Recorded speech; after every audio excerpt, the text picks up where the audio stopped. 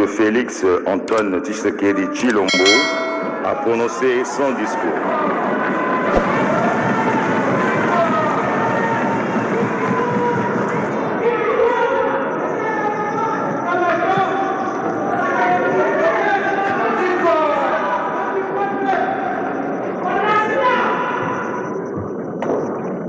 Excellences, Messieurs les chefs d'État et représentants des chefs d'État, Monsieur le secrétaire exécutif de la Conférence internationale sur la région des Grands Lacs, Mesdames et Messieurs les ministres, distingués invités, Mesdames et Messieurs,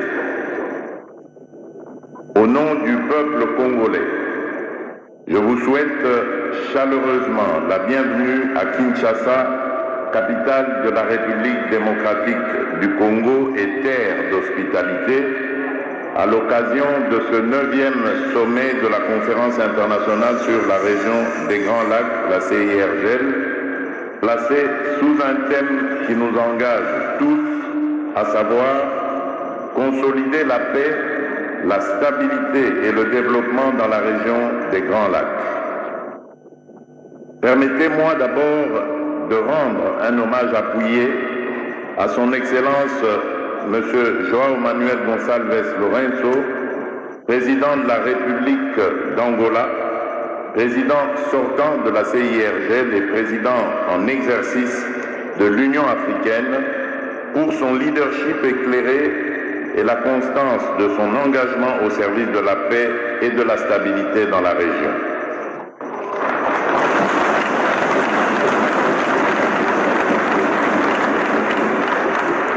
Chers frères, merci d'avoir tenu haut les principes de notre pacte. Vous nous léguez une organisation plus à l'écoute, plus réactive et plus ambitieuse.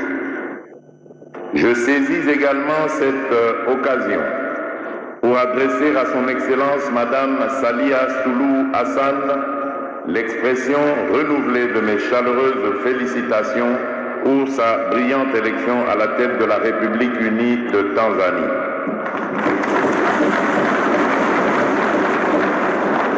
Je remercie l'ensemble des partenaires de notre organisation d'avoir répondu présent à notre invitation et pour leur accompagnement constant des efforts de paix, de sécurité et de développement dans notre région. J'adresse enfin mes vifs remerciements au secrétaire exécutif de la CIRGL ainsi qu'aux délégations des États membres pour le travail substantiel accompli dans la préparation de ce sommet. Excellences, Mesdames et Messieurs, c'est avec humilité et détermination que j'accepte, au nom de la République démocratique du Congo, la présidence tournante de la CIRGL pour les 2 prochaines années.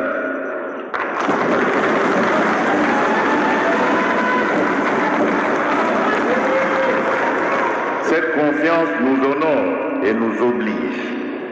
J'exercerai cette responsabilité dans un esprit d'écoute, d'impartialité et d'efficacité, en comptant sur l'appui de l'ensemble de mes pairs et singulièrement sur celui de la Troïka. Notre région reste confrontée à des défis que nous connaissons trop bien. Persistance des conflits et des actes d'agression, déplacement massif de population, violence sexuelle, fragilité économique, déficit d'infrastructures transfrontalières, exploitation et commerce illicite des ressources naturelles. Ces mots ne sont pas une fatalité.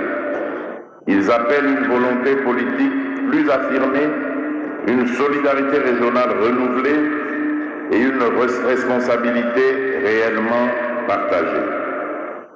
Le pacte sur la stabilité, la sécurité et le développement de 2006 demeure le socle de notre communauté.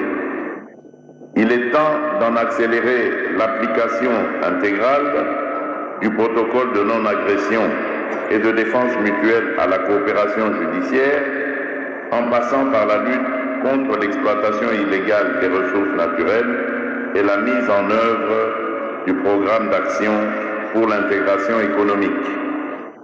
Il n'y aura pas de paix sans justice, pas de stabilité sans sécurité partagée, pas de développement sans intégration réelle.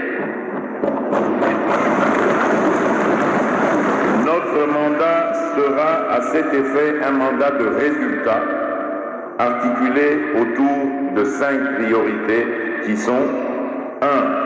La réforme institutionnelle de la CIRGL. 2.